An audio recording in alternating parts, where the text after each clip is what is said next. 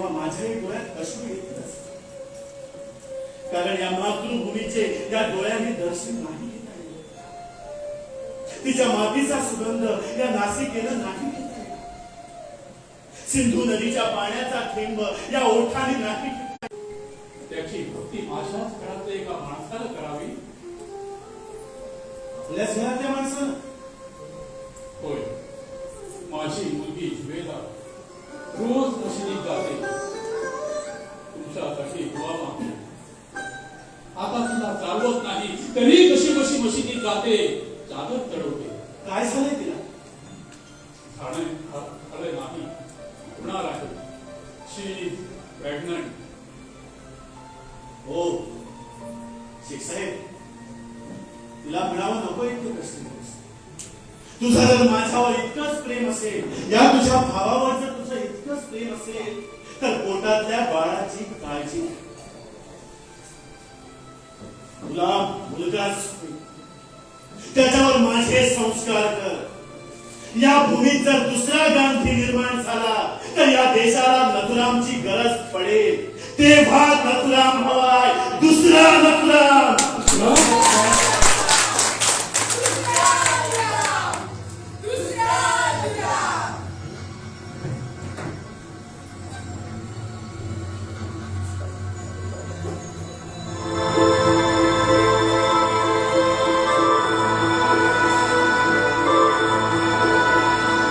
आरोपी क्रमांक 1 नथुराम विनायक गोडसे, आरोपी क्रमांक आणि सहा आरोपी नारायण दत्तात्रय आपटे आणि 7 आरोपी भारतीय दंडविधान धारा 302 प्रमाणे भारतीय दंडविधान फाशीची शिक्षा देण्यात येते.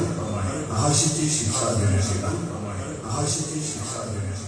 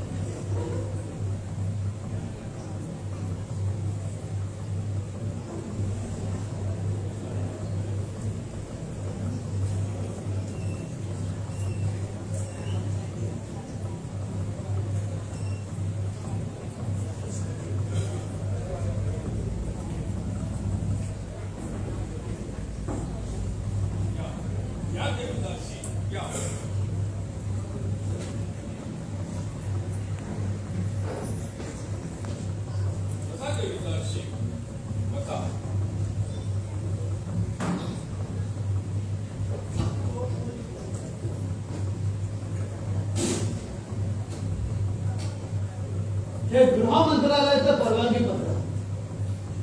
त्याची तशी काही आवश्यकता नाही. रेकॉर्डसाठी हवं इतर मंत्रालयातील कालच फोन आला होता. आपल्याला भेटीची खास परवानगी दिली गेली आहे म्हणून. हो, कुठं आहे नथुरा? मला त्याच्या कोठडीत जाता येणार नाही का? माफ करा, तशी परवानगी देता येणार नाही. Security reason.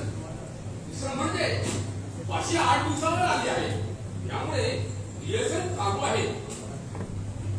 रिहर्सल्स आणि फाशीच्या? Of course, that is all the parts of procedure.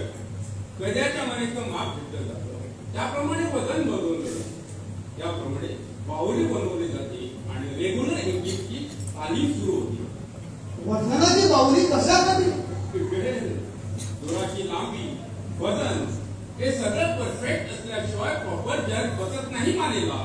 त्याची रिहर्सल्स घ्यावी लागते. हो, हे माहीत आहे नथुरामना. त्यांची कोठडी समोरच आहे. ते स्नानासाठी बाहेर येतात तेव्हा हँगिंग स्टाफ बरोबर गप्पा मारत असतात. Is different. ते आणि आपटे परवा स्टाफ पैकी एक मला सांगत होता. काय सांगत होता जनरल साहेब? माझी काय बदनामी चालली होती? बदनामी नाही पडली. परवा हँगिंग स्टाफ पैकी एक मला सांगत होता. हो, ते सकाळीच त्यांनी माझं वजन घेतलं होतं. पण ती बाहुली बनवताना काहीतरी घोळ झाला. रिहर्सलला बरोबर जग बसत नव्हता. घामाघूम झाले होते बिचारे. म्हणून मी आपलं त्यांना विचारलं, बाहुली ऐवजी डमी म्हणून मी उभा राहू का? पण त्यांच्या नियमात ते बसत नव्हतं. गोडसे, तुम्ही इतके अलिप्त कसे राहू शकता? कारण मी अलिप्त आहे. कॉफी चालेल का? आणतो हा.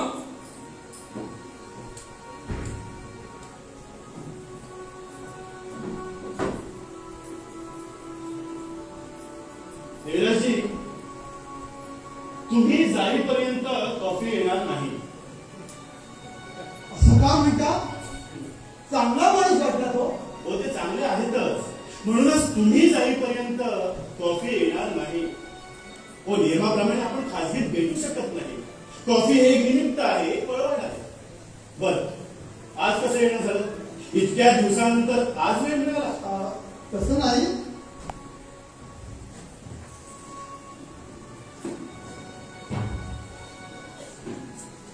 पण काही कागदपत्रावर तुमची सही हवी होती. कागदपत्र? हो, या वकालतनाम्यावर तुमची सही हवी होती. वकालतनामा? गोडसे, मी वकील आहे. हो, पण सही अशिलानं करायची असते आणि अशील वकिलाला कारणही नाही विचारू शकत. मला तुमची केस स्वीकारायची आहे. पण मी माझी केस स्वतः चालवली आणि ती संपली सुद्धा. नाही गोडसे, काही मुद्दे तुम्ही वगळले होते. तुमची फाशी मला चॅलेंज करायची आहे. पण मला फाशी हवी आहे. पण का? मी हत्या केली आहे म्हणून, आणि मारणाऱ्याला जगण्याचा अधिकार नाही. आणि जो मारला गेला त्याची तत्व? मी माझं वकीलपत्र तुम्हाला देऊ इच्छित नाही. पण का? सांगतो. देवीराजजी, तुम्ही वकालतनामा पुढा केला तेव्हाच मी समजलो. पण तुम्ही दुखावू नये म्हणून उत्तर टाळत होते. गांधींना हिंसा मान्य नव्हती म्हणून त्याच्या मारेकऱ्यालाही देहदंड होऊ नये हा तुमचा युक्तिवाद आहे, हो ना?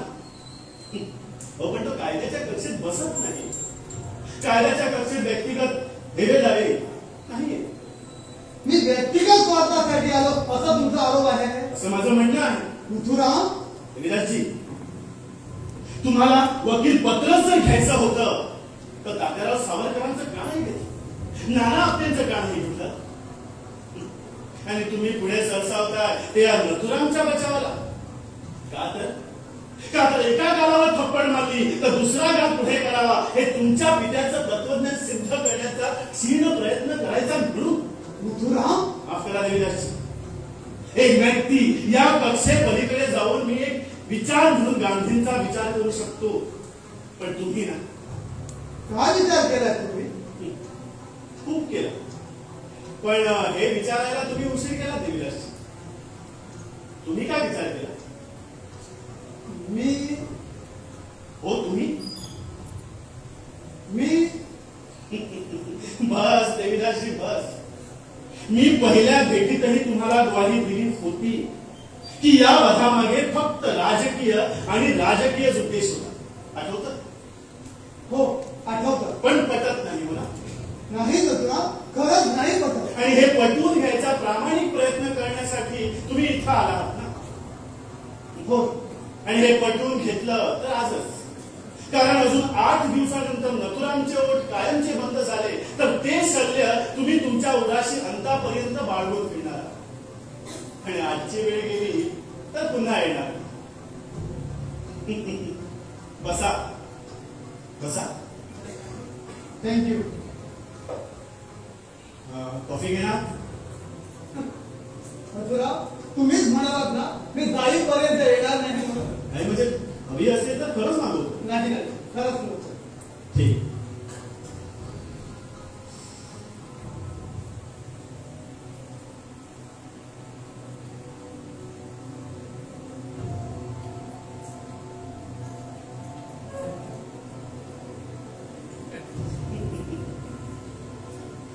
देवीदासजी, मी माझं मृत्यूपत्र लिहितो. मृत्यूपत्र? होय. त्यात पहिली अंतिम इच्छा काय लिहिली आहे सांगू? अखंड सिंधू नदी अखंड हिंदुस्थानात येईपर्यंत माझ्या अस्थी विसर्जित करू नये. नंतरच त्या सिंधू नदीत विसर्जित कराव्या. मग त्या पिढ्यानपिढ्या हस्तांतरित कराव्या लागल्या तरी चालतील, पण त्या जतन करून ठेवाव्या. देवीदासजी आपल्या हिंदू धर्मात अस्थी 10व्या दिवशी विसर्जित करतात. तोपर्यंत त्या घराबाहेर बांधून ठेवतात. पण अस्थी विसर्जित केल्याशिवाय आत्म्याला शांती मिळत नाही असं समजतं. पण मी माझा आत्मा जाणून बुजून बंधनात ठेवणार, त्यांना मुक्ती मिळू देणार नाही. पण का नथुरा? कारण गांधी तुमचे पिता आहेत, तसेच ते माझे राष्ट्रपिता आहेत म्हणून. देवीदासजी गांधींनी शेवटची इच्छा प्रदर्शित केली होती की त्यांची रक्षा सर्व नद्यामध्ये विसर्जित केली जाईल. हो ना?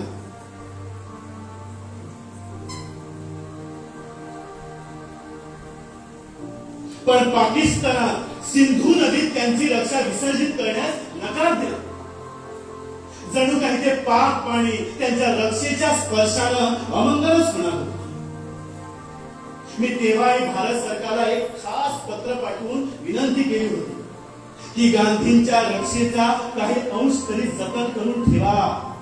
कारण या देशाचे शूर जवान कधी ना कधी सिंधू नदी या देशात खेचून आणतील. कारण हा देशात भगीरथांचा आहे, गंगा खेचून आणणाऱ्यांचा आहे. पण माझ्या विनंतीला मान दिला गेला नाही. आणि म्हणूनच गांधींचा तो तडफडणारा आत्मा एकाकी पडू नये म्हणूनच माझ्या मृत्यूच्या 10व्या दिवशी मी माझाही आत्मा मुक्त होऊ देणार नाही. मरणांत आणि वैराणी असे सगळेच म्हणतात देवीदास. पण मृत्यूनंतरही जी मूल्य पुजली त्याला वंदन करणारा नथुराम एकच असतो. देवीदासजी माझं त्यांच्याशी व्यक्तिगत वैर नव्हतं, पण त्यांचं भौतिक अस्तित्व संपवण्यातच माझ्या देशाचं भलं होतं. देवीदासजी मी विद्वान नाही, पण विद्वानांच्या सहवासात माझ्या आयुष्याची मी काही वर्ष घालवली आहे. या समाजात मला काहीतरी स्थान होतं, मान मला तर होता. मी श्रीमंत नसलो तरी खाऊन पण सुखी होतो. गांधी वधापूर्वी मला याची कल्पना होती की वधानंतर या सर्व गोष्टींचा मला त्याग करावा लागेल. पण मी मृत्यू स्वीकारला. वधानंतर भिकडासारखा पळून नाही गेलो, कारण मला माझी भूमिका मांडायची होती आणि माझ्याकडे निश्चित अशी भूमिका होती, विचार होता. पण ते माझे पिता म्हणून नाही तर वास्तवात बोलताना ते महान होते.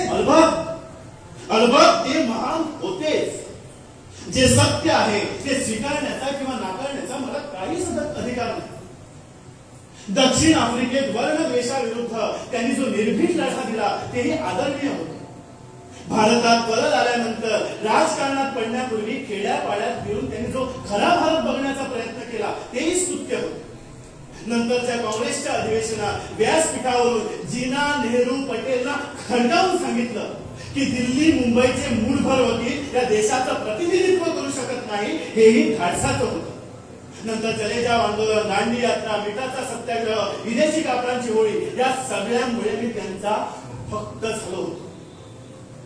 गांधींना अटक झाली होती तेव्हा साबरमती संत जेलमध्ये या घोषणा माझ्याही मुखातून आल्या होत्या. पण नथुरा तरीही फाळणी अनावश्यक होती. होय, फाळणी अनावश्यक होती. गांधींचा तो निर्णय चुकत होता. त्यानंतर निर्वासितांची कथा, काश्मीरमध्ये लढणाऱ्या माझ्या शूर सैनिकाविरुद्ध पाकिस्तानला मदत म्हणून दिलेले 55 कोटी रुपयाचे अनुदान आणि त्याकरिता गांधींनी धरलेला दुराग्रह, हे सगळं अक्षम्य होतं देवीदास. पण त्यांनी हिंदू मुसलमान असा कधीच पक्षपात केला नाही. पण पाकिस्तानने केला ना. गांधींचा हा सर्वात मोठा पराभव आहे.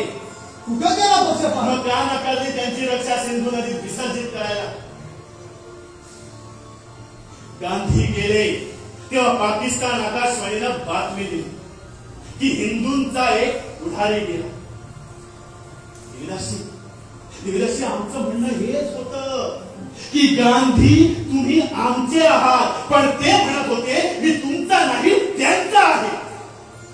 पण ते सगळं मानवतेचे होते. मग ब्रिटिशांशी लढायचं कारणच काय? तेही मानवच होते.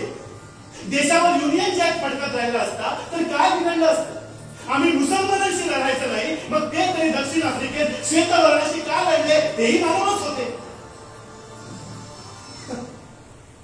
गोडसे तुम्ही वकिली चांगली केली असती. विराजी, तुम्ही सल्ला द्यायला उशीर केला, पण गांधींचा किंवा गांधीवादाचा जितका विरोधक मी नाही तितकेच त्यांचे शिष्य आहे. म्हणतात मी गोळे झाले, गांधी कोसळले, पडता पडता त्यांच्या तोंडातून फक्त असा आवाज आला. मग अफवांचं मोहोळ उठलं की ते हे राम म्हणाले म्हणून. काय ते हे राम म्हणाले नाही? मुळेच नाही. पण नंतर माझा जबाब घेताना, कोर्टात जबानी घेताना माझ्या तोंडून हेच खोटं वदवायचा प्रयत्न केला गेला, पण मी बदलो नाही. गांधी हे राम म्हणालेच नाही तर मी असं ते का बोलू? पण त्यांच्या शिष्योत्तमाने हा जर दंग असाच पिटत राहिला आणि देशाच्या भविष्यात तशी नोंद झाली तर गांधींचा किंवा गांधीवादाचा हा सर्वात मोठा पराभव. Godse, how do you say that? ज्या माणसाला आयुष्यभर कधी राम आणि रहीम, कृष्ण आणि कबीर यात फरक केला नाही, समजला नाही, तो शेवटी मरताना रामाचंच नाव कसं घेईल? राम आणि रहीम दोघांचंही घेईल आणि एकाच घ्यायचं असेल तर रहीमच घेईल, कारण राम त्यांच्या हृदयात होता आणि रहीम बुखात.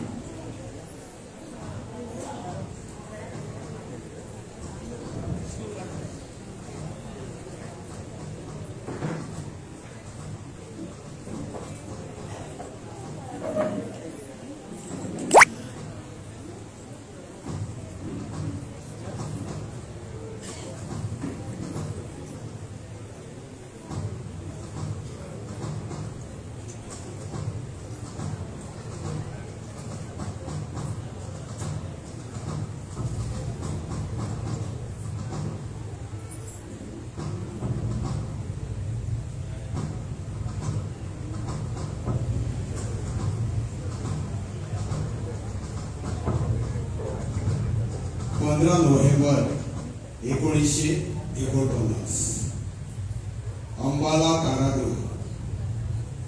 सकाळी पहाटे नथुराम आणि नाना आपटे यांना कॉफी दिली. दोघांच्याही चेहऱ्यावर स्मित हास्य.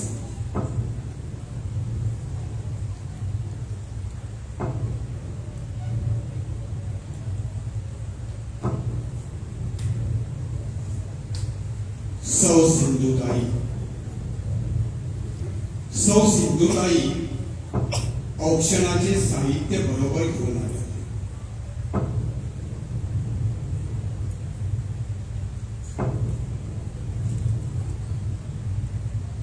नथुरामला तिलक लावून औक्षण केले. नथुरामने आशीर्वाद घेतला.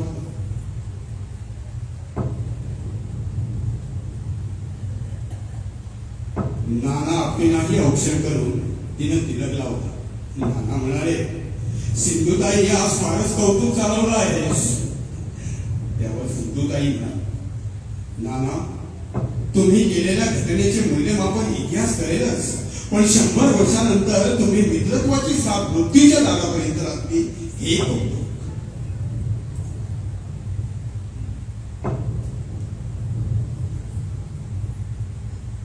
नथुराम आणि नाना आपटे तुमच्या अपराधासाठी अभियोग चालला होता, त्याचा निर्णय म्हणून तुम्हाला फाशीची शिक्षा देण्यात आली आहे आणि ती उच्च न्यायालयाने अबाधित ठेवली आहे.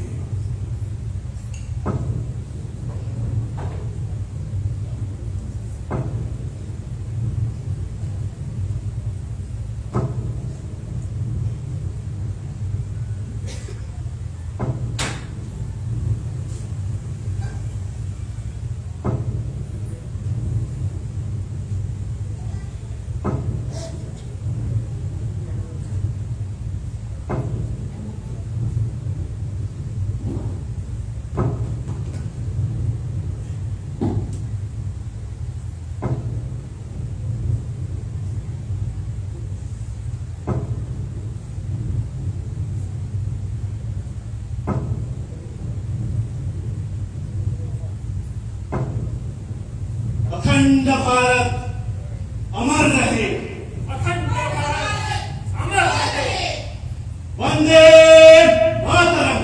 वंदे मातरम.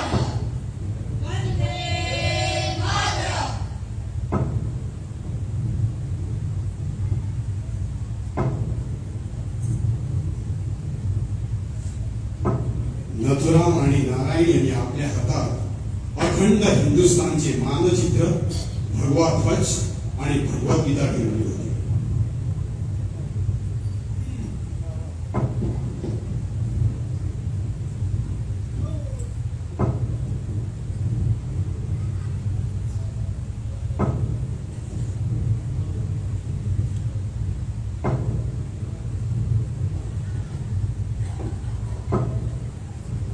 वंदे मातरम.